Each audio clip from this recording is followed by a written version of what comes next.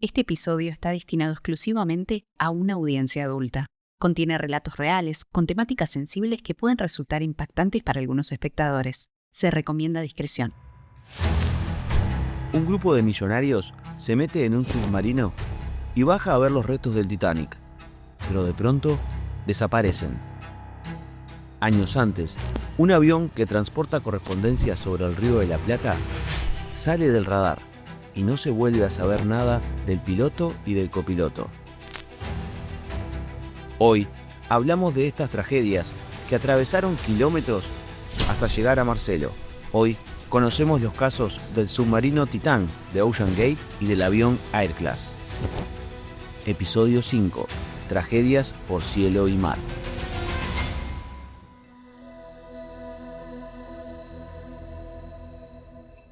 Marcelo, a veces la muerte deja rastros que se pueden seguir. A veces, quizás no. ¿Qué sentiste cuando te llegó la información del Titán, aquel submarino que desapareció en aquella incursión a ver los restos del Titanic? Recuerdo, fue una noticia que impactó a nivel mundial, a nivel mediático. Todos los informativos hablaban sobre el caso. No se sabía nada del Titán, del momento que se habían sumergido. Y bueno, nadie me pidió colaboración, nadie me pidió ayuda. Y bueno, entonces, digamos, directamente no es que me pongo a hacer un ejercicio, sino que, bueno, como cualquier otra persona, de alguna manera observo qué es lo que pasa, ¿no? Yo estaba en España en ese momento y claro, era un gran misterio. Era un gran misterio. Creo que más que la desaparición era dónde estaba. Porque había desaparecido. De repente desapareció del radar y nadie podía explicar qué había pasado con el submarino. Y pasaban las horas y claro, y las cosas no desaparecen así de la nada. Y mucho menos hoy en día con la tecnología que existe. Y cuando se empieza a develar quiénes eran los tripulantes, la empresa, uno dice, ¿pero qué pasó? ¿No? Entonces, ante esa duda, porque yo qué sé, si yo estuviese estado ya en España y veía que, bueno, explotó un submarino, ya se sabía que había pasado, evidentemente no te voy a escribir. Pero en cuanto empezó a suceder todo esto de que desapareció, o sea, empezaron a hablar de que se había ido a otra dimensión, yo qué sé, viste que empiezan a aparecer hipótesis de todo tipo, que los habían secuestrado, que bueno, no sé qué. Dije, voy a hablar con Marcelo. Los datos que me pasaste eran un poco los datos que estaban en la noticia, digamos, las fotos de ellos y los nombres, incluso no tenía ningún otro elemento para poder trabajar. Y a veces lo que ocurre en estos casos es que cuando se genera una pregunta provoca una respuesta. Y fue muy curioso porque en definitiva, a medida que tú me ibas preguntando, me empezó a venir información. Entre la pregunta es una información que es como que se te mete en la cabeza y está ahí un número o aproximado. Y lo que yo entiendo muchas veces es que ese número está relacionado a una noticia asociado al suceso. Desapareció en un 18 de junio, si no me equivoco. 2023. Ahí va, del 2023. A los 2 días, es el 20, creo que te escribo. Y esa noche hago un streaming desde España con mi programa Rastros. Hicimos un vivo y muestro, con tu autorización, los mensajes que me habías mandado por WhatsApp, sí, de la data que te había llegado con mi pregunta, ¿no? Y con la foto. Sí, sin duda. Lo importante también aclarar es que la búsqueda corría con el tiempo por el claro, oxígeno que supuestamente le quedaba en el submarino. Entonces todo el mundo estaba, claro, que les quedaban 26 horas, le quedaban 20 horas, le quedaban... O sea que básicamente era como una carrera contra el tiempo y por eso justamente la premura de que el momento que vos me llamaste le quedaban pocas horas de oxígeno, no sé si eran 6 horas de oxígeno. Claro. Entonces, digo, la desesperación de ellos que podrían llegar a tener en caso de estar vivos. O sea, vos lo querés guionar esto y no te sale, ¿no? No, sin duda. Escúchame, tengo acá el fragmento donde yo en el vivo cuento esto y muestro los mensajes para aquellos que nos están viendo y quieran ir. Esto va a quedar en tus redes, va a quedar el link para que puedan acceder a ver este video. Mira, esto pasaba así, mira.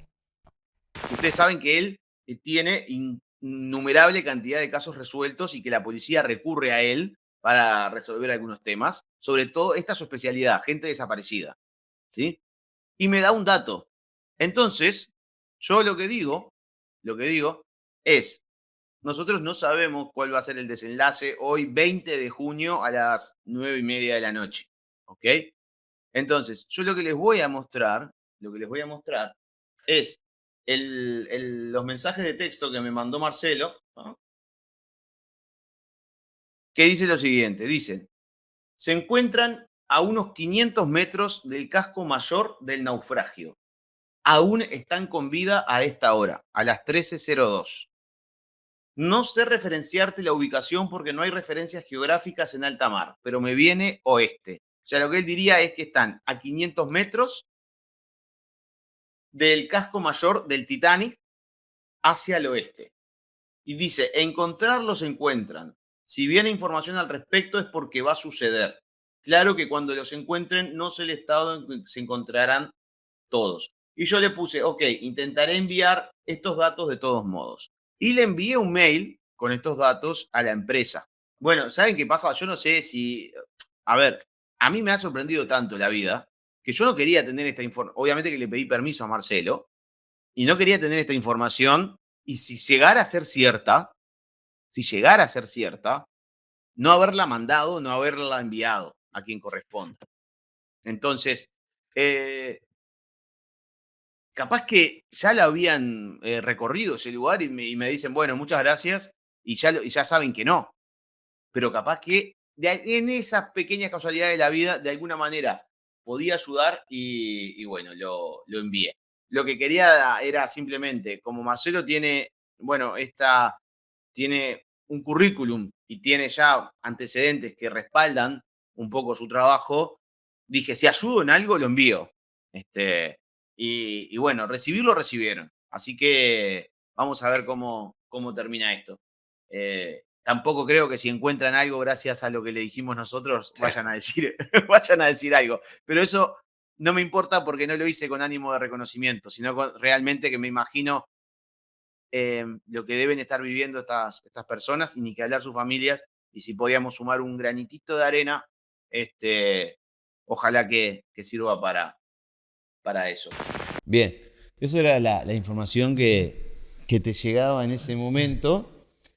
Y bueno, ¿cómo fue el desenlace? Yo ya lo sé, pero contámelo vos, que me lo contás mejor. ¿Cómo fue el desenlace de esto? Bueno, incluso lo que estuvo bueno también es que tuviste posibilidad de enviar esa carta, ¿no? Como referencia y donde bien vos explicabas que si no lo hubieras mandado, que de alguna manera te sentías en falta, ¿no? Porque, claro, pues yo me pongo en el lugar de los familiares de esa gente, claro. Yo qué sé, y digo, en una de esas, alguien en el mundo lee el mail, alguien en la empresa lo lee y dice, che, acá nos dice tal cosa. Y capaz que ese pequeño detalle servía para salvar vidas. Sin Entonces, duda. ¿cómo no lo voy a enviar? No, ¿Viste? claro. No, sin duda. Lo que de alguna manera, digamos, al poner el programa del 20, lograste documentar algo que de otra manera hubiera quedado como una anécdota, quizás. Y lo importante de todo esto es la exactitud de la distancia, porque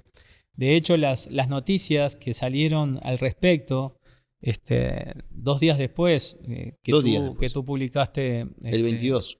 El 22 hablaba de 500 metros de la prueba del Titanic. Sí, pero pará. Me acuerdo de tener la taza de café, prendo la televisión, ¿viste? Y de repente aparece en pantalla, yo tenía una tele muy grande allá, un capitán, no sé, alguien de la Armada, no sé de quién, en un puerto, y abajo el titular decía, encontraron los restos del Titán. Yo, viste, cuando, tipo película, dije, y veo, y el tipo empieza a hablar, y dice, los encontramos efectivamente a 500 metros, y agarré el teléfono, largué todo, y justo ponen el título abajo, a 500 metros, y saqué la foto para enviártela porque yo estaba, no podía creer. O sea, el número que apareció en tu visión, que quedó registrado en los mensajes que me enviaste y que los mostramos el 20, fue el mismo número que apareció gigante en las noticias a las 48 horas del 22. perdón, 48 horas después, el 22, en todo el mundo salió 500 metros. Fue, números literalmente infinitos. Podrías haber dicho cualquier número. Claro, además estaban hablando de que habían recorrido, no sé, 20.000 leguas marinas, digamos, Sí. de búsquedas que habían generado hasta el momento. O sea, estamos hablando de que era un número concreto que terminó coincidiendo con el número en las noticias. Creo que el número exacto fueron 488 metros de la prueba del titanio, o sea, Claro. redondeando en 500. Pero la gente, claro, las noticias dijeron 500. 500 Ese metros. fue el número que vos... ¿Y eso qué te pasó? O sea, decís que de inmediato viste como las noticias que iban a salir. Eso fue, como me faltaban elementos para trabajar, me ha pasado en muchos casos también, que a veces se dispara otro tipo de información. No tengo acceso a la prenda, se me dificulta ver el estado de la persona. Por las características, la sofocación me daba de que podían estar vivos todavía. Lo que hay que tener en cuenta también es que la información que yo estoy obteniendo es la emitida por la persona. O sea que, como yo te decía, no sé en qué condiciones pueden estar cuando lo encuentren. Después nos enteramos que fue una implosión.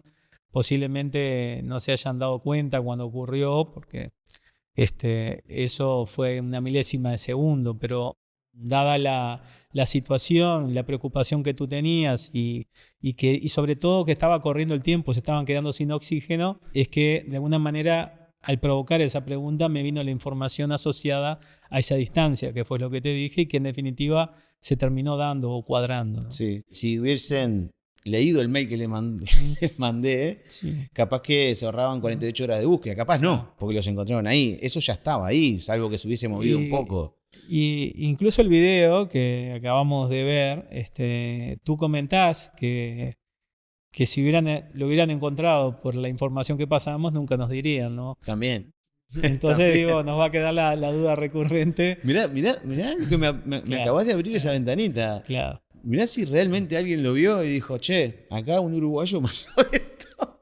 Y bueno, nunca vamos se a saber, sabe. ¿no? Porque a veces cuando uno empieza a vivir las historias, recordándolas en el tiempo, después hay pequeños detalles y pequeñas situaciones que se dan y que uno no cree que pueda llegar a suceder eso.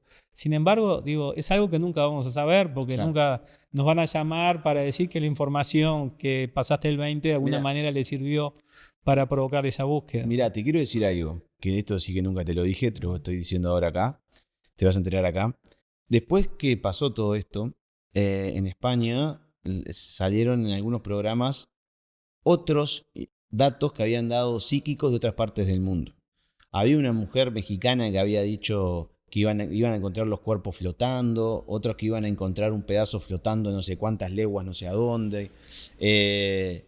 Sin embargo, el único que dio en el clavo en dónde los iban a encontrar fuiste vos y no te mencionaron. Claro. Entonces, yo no sé hasta dónde no hay todo también, ¿no? Un tema de marketing y de venta con toda esta gente que tiene, como vamos a decir, banca en ciertos medios.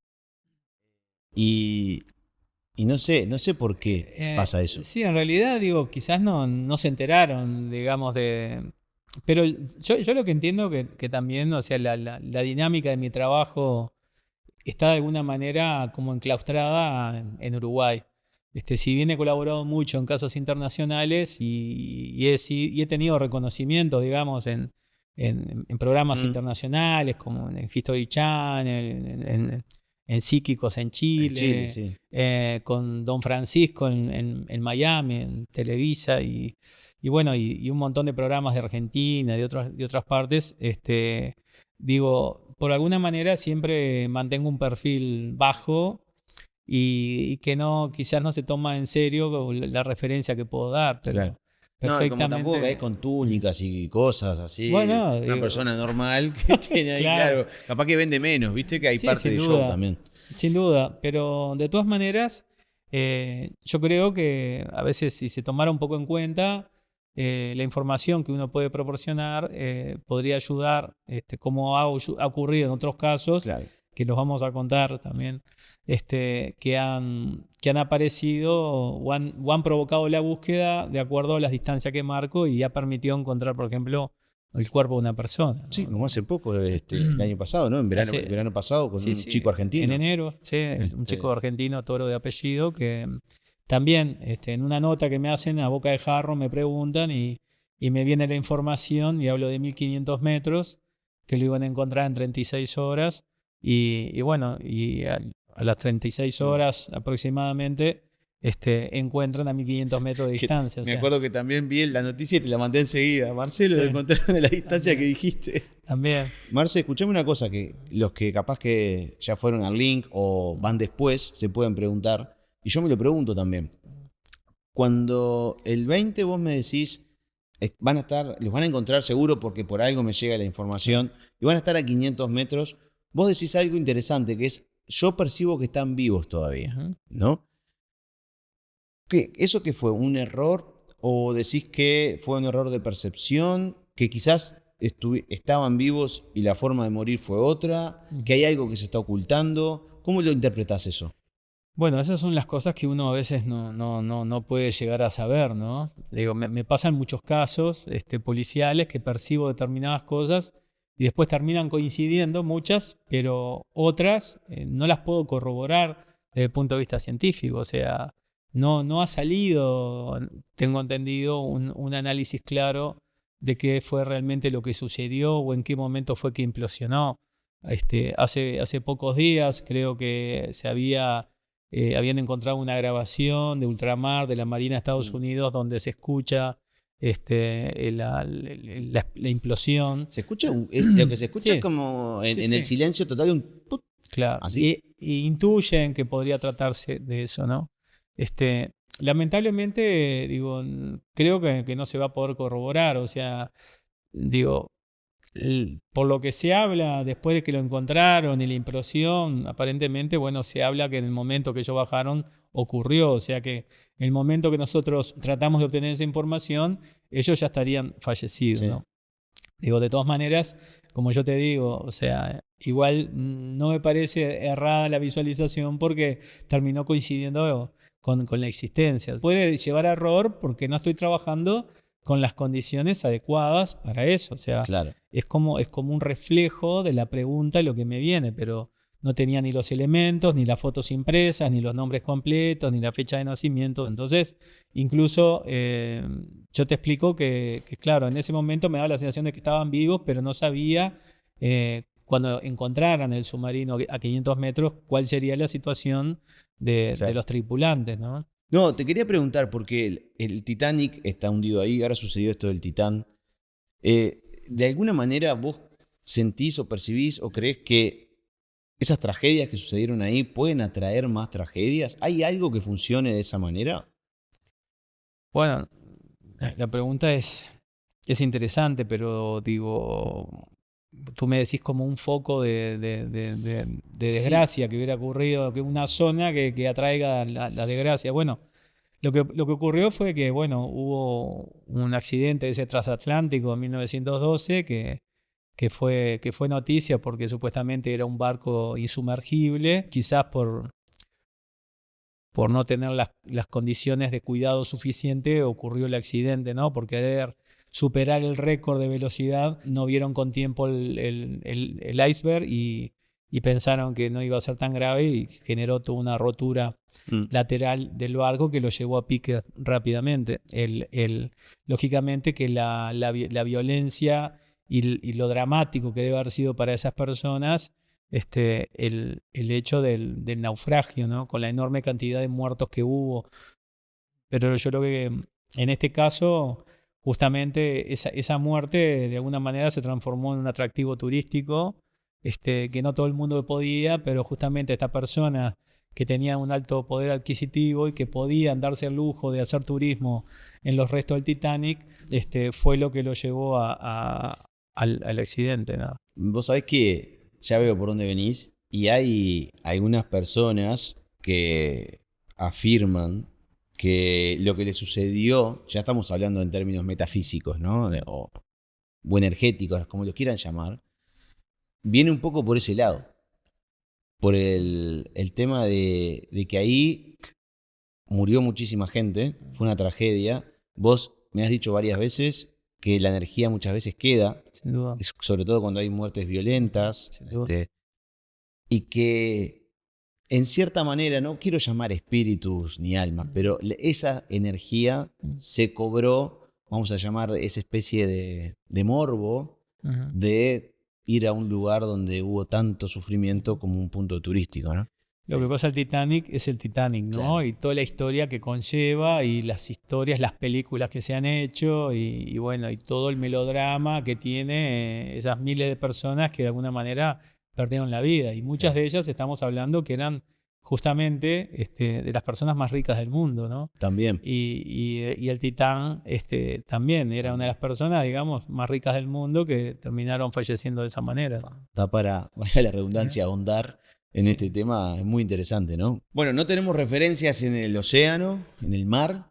¿Y qué pasa cuando sucede algo en el cielo y termina en el mar, ¿no? Como sucedió en el año 2012 con el reconocido caso, por lo menos acá en Uruguay, del Río de la Plata, el caso llamado Air Class. Correcto. ¿Qué fue lo que pasó, Marcelo? Es un avión de transporte de correspondencia que viaja entre Montevideo y Buenos Aires. Y el 6 de junio del 2012 a las 20:05 el avión carretea y despega hacia Buenos Aires. Un avión de Air Class Un avión de que Air llevaba, Class que iba el piloto, Walter Rigo, y de 64 años, y el copiloto, un joven copiloto de Martín Rivas, de 34 años. ¿Y qué llevaban? Y llevaban correspondencia hacia Buenos Aires. Bien. Salió la pista 24 y a los 15 minutos de despegar hay una comunicación del copiloto porque desde control le llaman la atención de que se habían desviado, digamos, hacia donde tenían que ir. Y el copiloto lo último que dice es que estaban volviendo a retomar el camino, digamos, ¿no? A retomar el rumbo. Y es lo último que se supo. Tácitamente se lo tragó el cielo, por decirlo de alguna manera, ¿no? Empezó a salir las noticias al otro día y empezó una búsqueda inmediata, no solo con la Fuerza Aérea, en helicópteros y en aviones, sino que la Armada Naval, la Naval también empezaron a buscar en los lugares donde quizás hubiera habido un accidente y hubiera caído el avión, ¿no? Pero, o sea, ¿perdieron comunicación con ellos sobre el Río de la Plata, sobre tierra? Aparentemente hacía poco que había despegado y no se sabía exactamente dónde puede haber caído, ¿no? Después varios testigos en algún momento que estaban sobre la costa de la playa de Montevideo dijeron que habían visto como un destello a esa hora y piensan que quizás puede haber sido algún problema de explosión de un motor o algo, pero no se supo más nada. ¿Estaban volando de noche? En junio a las 20 horas ya era de noche. Ya era de noche. Sí. Bueno, sucedió esto con este avión. ¿Cómo llega Marcelo Quitapache a Bueno, acá este tengo caso? los dibujos originales. Como tú bien decís, o sea, en el cielo no estaba, en la tierra no estaba, debe estar en el mar. Claro. Y justamente las referencias en el mar son difíciles de encontrar. Ay, pasame, Marcelo.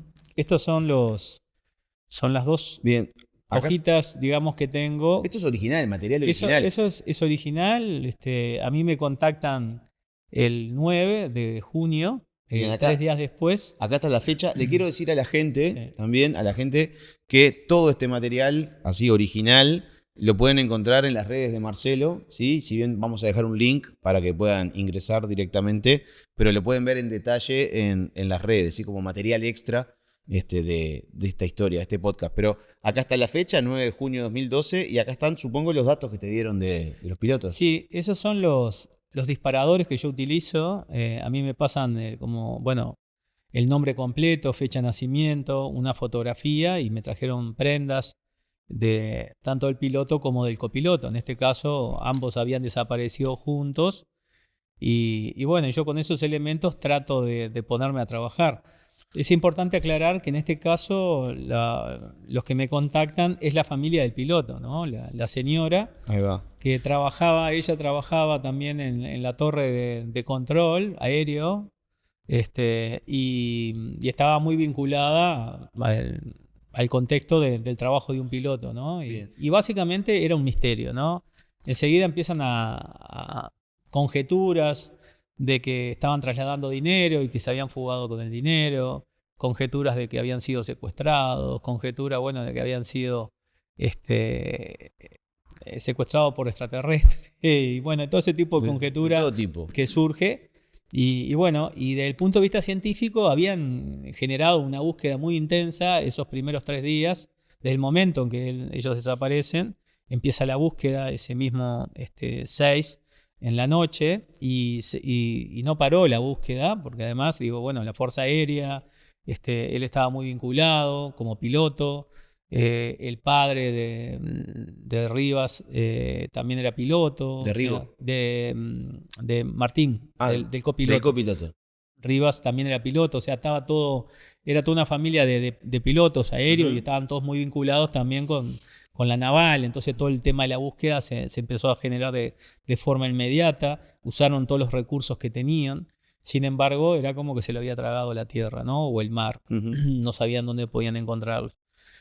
Bueno, a mí me contacta entonces, como te decía, la familia, la señora y las 2 hijas de Rigo, me traen los elementos y me pongo a trabajar. ¿Vos ya las conocías de antes? No, yo no las conocía, como la mayor parte de los casos que yo colaboro, no conozco a la persona. ¿Te conocían ellos? Ellos conocían mi trabajo de psíquico por, bueno, sí, porque de público conocimiento. Sí, fueron de público conocimiento. Incluso yo había colaborado también en otros casos, de casos de barcos que habían desaparecido o algún avión, y conocían de mi trabajo. Entonces, bueno, básicamente me trajeron los elementos y, dada la premura del caso, inmediatamente me puse a trabajar al respecto. Bueno, me pongo a trabajar, lógicamente me genera un desprendimiento importante, o sea, asociado a una muerte violenta, lo que puede ser un accidente.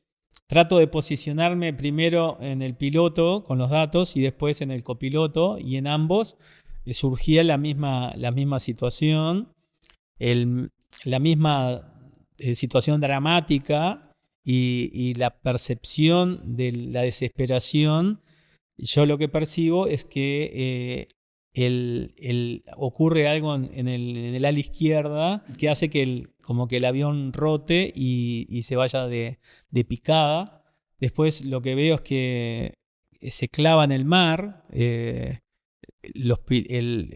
o sea, es como que se va metiendo en el mar, y lo que noto, que me llama la atención, es que el copiloto no tiene el cinto colocado, o el cinto está roto, el arnés, porque él se va hacia adelante. El piloto es como que queda en su lugar, pero el copiloto es como que se desplazara hacia adelante, porque justamente el cinturón no lo retuvo. Inmediatamente todo un malón de cosas que se vienen sobre ellos. Y bueno, la desesperación de que era todo como tierra negra, como arcillosa, que todo se oscureció, y bueno, y el impacto y la muerte, ¿no? O sea, ¿esto es algo de lo que dibujás acá? Correcto. Y a diferencia de otros casos, porque como bien hablamos, las referencias en el mar son muy difíciles, me empezó a venir una serie de números asociados. Me vino 1800 metros, me vino 600 metros. Y después hago un dibujo relacionado a lo que podía ser Murallón 12. Esos dibujos hago ahí. Sí. E incluso pongo 1800 y 600, le pongo un signo de interrogación, porque no sabía bien exactamente qué significaba, ¿no? Entonces, a veces cuando no entiendo la información que me viene, le pongo un signo de interrogación para empezar de alguna manera, luego a sustituir esos números. Esos números. Bien. Después, otra de las cosas que veo es que veo una grúa que saca el avión del mar. O sea, que me daba la pauta de que lo iban a encontrar. Una vez que yo pasé toda la información, yo siempre trato de empezar a hacer una investigación, digamos, desde mi perspectiva para tratar de ir sustituyendo esa percepción inicial que me viene por cosas existentes, ¿no? Datos más específicos. Datos más concretos que de alguna manera me permita sustituir esa percepción por cosas existentes. Que de hecho, en muchos casos yo le llamo sustitución de percepciones, que me viene información de macro a micro, yo voy sustituyendo y termino encontrando un testigo o provocando la búsqueda desde el punto de vista ¿Algún científico. dato más concreto te trae eso? Correcto. Lo que me sorprendo cuando empiezo a ver la isla de Flores, me empiezo, de una vista satelital y tomo la medida de punta a punta de la isla de Flores y mide exactamente 1800 metros. Bien, entonces esos números, que fue lo que vos dibujaste, que hasta ese momento no tenían mucho sentido, empiezan a tener sentido cuando seguís investigando y ves que los 1800 son el largo de la isla de Flores. ¿Y eso a qué te lleva? Bueno, eso de alguna manera era una señal, entendí que estaban en el entorno de la isla de Flores. Luego hay un murallón, que yo pongo como murallón 12, que cuando visualizo la imagen satelital, hay un murallón que coincide, incluso superpongo el dibujo que hice con la fotografía y coincide exactamente, o sea, era como una señal. Y después ahí trato de empezar a interpretar esa información para de alguna manera poder ayudar a provocar la búsqueda. Uh-huh. La naval tenía elementos de búsquedas adecuados, usaba una serie de radares donde iban por sector, pero no tenían resultados, no habían tenido resultados, fueron básicamente vinculando por cuadrantes y haciendo búsquedas y no aparecía, ¿no? Pasaron los días y la desesperación cada vez era mayor y en un momento determinado surgió el nombre de Héctor Vado. Héctor Vado es un uruguayo, lamentablemente falleció unos años, pero el aporte que hizo en este caso entiendo que fue vital. Él tenía mucha experiencia en búsqueda de naufragios. Incluso en Uruguay fue muy conocido porque había sido uno de los buzos que había logrado sacar la famosa águila del Gran Speed. Y que de eso generó todo un problema con el Estado porque no le permitían venderlo, que incluso hoy todavía sigue en vueltas. Él había encontrado incluso también restos de naves españolas, de naufragados, y estaba viviendo en Miami y entendían que él podía tener la capacidad técnica y profesional como para poder ubicar el barco, ¿no? Recuerden que esto pasó el 6 de junio del 2012 y llegamos al 6 de julio y no se tenía novedades, o sea, era un misterio, cada vez se escribían historias más incongruentes, más disparatadas. La familia realmente estaba muy angustiada por la presión de no poder encontrar y por esas historias que se venían tejiendo, que eran de las más diversas y disparatadas, ¿no? Que incluso afectaban el honor del piloto y del copiloto, ¿no? Porque decían cualquier cosa a la gente, y cada vez le van poniendo más misterios a medida que van pasando. Vado fue contactado y vino a mediados de julio, llegó al Uruguay. Es importante también aclarar que Vado lo hizo también de forma honoraria como para poder ayudar, ¿no?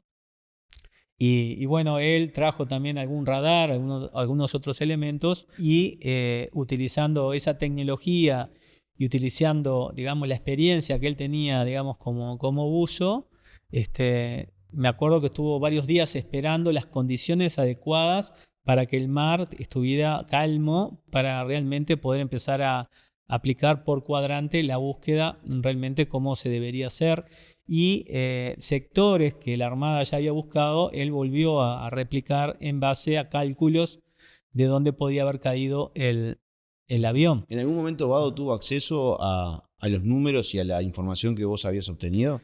Sí, de hecho yo estuve reunido con él cuando él llegó a Uruguay y estuvimos hablando. Yo le conté mi experiencia, lo que había pasado, lo que yo especulaba. ¿Ya se conocían previamente? No. El tipo llega de Miami con toda su tecnología y se reúne con un psíquico. Bueno, en realidad nos reunimos después, cuando aparecieron las cosas. Ah, ¿no? después que habían aparecido. Yo lo que hice, lo que sí le pasaron la información, incluso hablé con él de lo que yo pensaba. ¿Y él cómo sentiste que recibió esa información? No, él era un tipo muy abierto, incluso él había investigado también sobre mi trabajo, sabía sobre mi trabajo, e incluso le habían contado digamos, de forma directa a él un caso también de un chico que había desaparecido y gracias a la información que yo proporcioné lo habían encontrado. Entonces, de alguna manera, él sabía de mi trabajo y respetaba mi trabajo. Bien. ¿No? Lógicamente que la ubicación del avión fue técnicamente, desde el punto de vista profesional de Vado, de todo el equipo de la Armada que lo apoyó, de usar los instrumentos adecuadamente y la tecnología de forma adecuada en las condiciones climáticas adecuadas. ¿No? Bien. Una de las características que ocurrió una vez que encontraron los primeros restos fue que me encontré en prensa la foto de la grúa sacando los restos del avión, ¿no? Bien. Cosa que me emocionó mucho porque era parte de lo que yo visualizaba, ¿no? Entonces, lo que vos viste nuevamente fueron las noticias asociadas al hallazgo.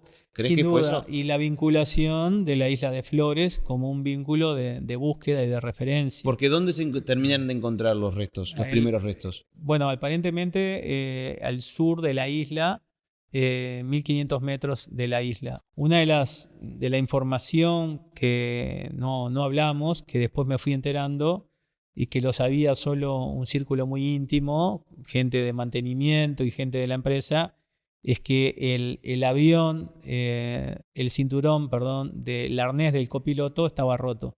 O sea, desde hacía mucho tiempo y estaba atado con alambre, ¿no? Que justamente qué buen dato coincide, sí, sin duda, porque coincide con una información que yo no sabía. O sea, yo no tenía forma de saber que el arnés del copiloto estaba roto. Sin embargo, en el dibujo que yo hago coincide con esa característica, que por alguna razón el copiloto salió despedido y el piloto quedó en su asiento, ¿no? Para que quede claro, ¿encontraron la cabina del avión? Encontraron la cabina, encontraron el asiento del copiloto atado con alambre, el cinto. Tal cual lo habían dicho la gente de mantenimiento. Tal cual. Y después encontraron restos, no encontraron entero los cuerpos de tanto el piloto como el copiloto, lamentablemente nunca se encontró. Marce, dos cositas. Una, los familiares, mucho tiempo antes, o sea, 9 de junio, vos ya tenías información de un desprendimiento. Sin duda. ¿Se los dijiste a los familiares de los pilotos? Sí, sin duda se lo dije. Les conté lo que hablamos. Que sí, yo tenía la seguridad de que estaban fallecidos porque así me generaba el desprendimiento muy intenso y asociado a una muerte violenta, en este caso un accidente por las características. Lo que yo entiendo también que si bien el aporte de mi trabajo como psíquico quizás no sirvió para encontrar un punto geográfico exacto donde en definitiva se encontró los restos del avión, sí le generé tranquilidad, digamos, a la familia en cuanto a de que se iba a resolver y en cuanto a que lo iban a encontrar, ¿no? En este caso, gente muy querida, el piloto, una experiencia increíble, muy querido entre los compañeros, muy querida en toda la, digamos, el entorno de la aviación, de la Fuerza Aérea. Había sido piloto y él estaba trabajando en esta empresa. En el caso del copiloto, una familia muy conocida del departamento de San José, también con gente muy vinculada, también una persona muy, muy querida que estaba iniciando, digamos, sus primeros trabajos. Era muy joven, 34 años, toda esa presión. ¿Vos incide, ¿no? sentís según tu percepción y lo que pudiste, la información que recabaste y que tuviste la posibilidad de tener prendas en tu mano de los fallecidos, sentís que ellos se equivocaron en algo? A mí lo que me da la sensación por la percepción es que algo ocurrió como en el ala izquierda del avión, que fue lo que de alguna manera provocó que tuvieran que intentar usar una maniobra para levantar el vuelo. No te puedo decir porque no soy técnico en la materia. Lógicamente que en esto después, cuando ocurren este tipo de tragedias, empiezan también las responsabilidades, ¿no? Si fue responsabilidad de la empresa por mal Por eso, mantenimiento. te digo porque, a ver, vamos a hablar, claro, acá hay temas después, por eso te decía la justicia es humana, Sin duda. después porque hay tema de seguro, tema de responsabilidades, de quién responde, Sin duda. ¿no? Y bueno, como te decía, los peritajes que a veces son objetivos, a veces no, por diferentes razones, por intereses que se empiezan a crear, particulares, económicos. Yo te quiero contar una cosa, que no te la conté antes de empezar a charlar esto, que es que la semana pasada, ni siquiera la semana pasada, hace unos días, hace 4 o 5 días, a la fecha que estamos grabando este podcast, estuve reunido con una de las últimas personas que estuvo, Rigo, el piloto del avión, y que también es un ex piloto de la Fuerza Aérea. Sí. Rigo era un piloto increíblemente capacitado, era el mejor de su generación, incluso voló el Jet Lear, un avión privado, el mejor que tiene la Fuerza Aérea Uruguaya, y me contaba este piloto, que evidentemente no voy a dar el nombre, ¿no? De que unos días antes estuvo en la casa de él, ¿sí? Estuvo hablando con él, y todos los que son del círculo de amigos, o eran del círculo de amigos, sabían de la pericia de Rigo en las situaciones más complejas de vuelo, ¿no? Y él me decía que descartaba por completo, según su visión y la de sus amigos pilotos, de que haya sido un error humano. Insisto, no nos estamos metiendo acá en que lo que falló la justicia está bien, está mal. Sí. Simplemente yo te repito lo que me dijo una persona que era amigo y colega, piloto de Rigo, y coincide con la percepción que vos tuviste. De que hubo una falla muy grave, que ya no hubo vuelta atrás. Claro. ¿No? En ese momento. Bueno, eso es la percepción que yo tuve. Para mí, digamos, lógicamente que no tiene ningún tipo de valor en cuanto a una pericia técnica, pero... No, ¿cómo que no? Tiene un montón de valor. Cada uno sacará sus conclusiones. Sí. Yo lo que puedo asegurar es que el piloto era un piloto muy experimentado y que tenía pericia para situaciones límites. Y bueno. Al final de todo esto, vino la señora y las hijas a agradecerme, me dieron un abrazo muy grande y me trajeron algo que quería mostrártelo. A ver. Bueno, a ver. Pero qué producción, ¿eh? Esto es todo. Esto lo toco y a mí me genera todavía desprendimiento, pero ¿sí? Quería que lo tuvieras. Y es la campera que usaba Rigo habitualmente. Justamente ese día no la llevó y bueno, y ellos de alguna manera en reconocimiento a mi trabajo te dejaron me regalaron la campera, que por supuesto no la uso, la tengo, digamos, sí, como un recuerdo y en respeto también a él, y bueno, y en agradecimiento también a la familia que de alguna manera me brindó algo que él... ¿La puedo abrir? Sí, por supuesto. Él la usaba siempre y era la campera preferida que él tenía, y con la que andaba siempre, ¿no? ¿Y vos tocás esto y qué te pasa hoy? Bueno, no, ahora cuando lo tocaba me generaba como un desprendimiento, ¿no? Yo digo, atrás de este objeto, esta campera, digo, hay toda una historia de vida, hay una familia, hay gente que se amó, gente que luchó, gente que trabajó y gente que buscó, y de alguna manera, o sea, deja de ser una campera para ser parte de una vida, ¿no? Y la importancia que yo le doy a los objetos, ¿no? Que de alguna manera contienen información vital, ¿no? De hecho, yo en el caso de él no trabajé con esta campera porque a mí me trajeron otra prenda, pero esta campera quizás me hubiera permitido también vincular y obtener la misma información, porque recordemos lo que hemos venido hablando a lo largo de los otros capítulos, es que esto es como que fuera un pendrive, digamos. Uno utiliza una prenda y transfiere información.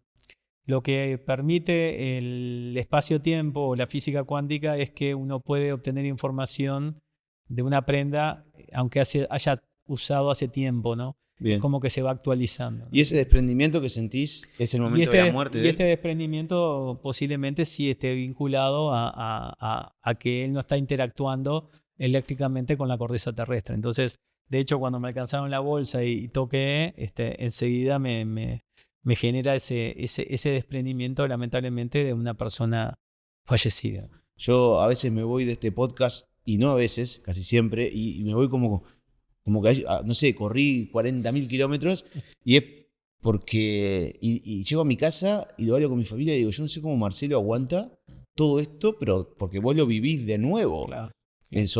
Y además humaniza del otro lado. Humaniza de que la gente que te viene a pedir tu colaboración, muchas veces es gente desesperada y hay una vida y un ser humano y recuerdos ahí.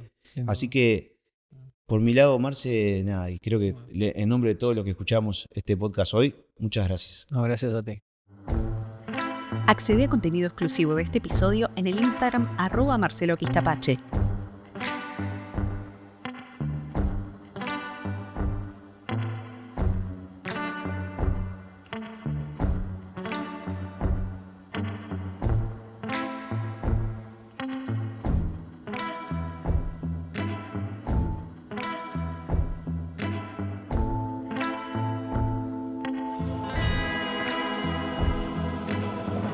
Psíquico es una producción de Tierra Media.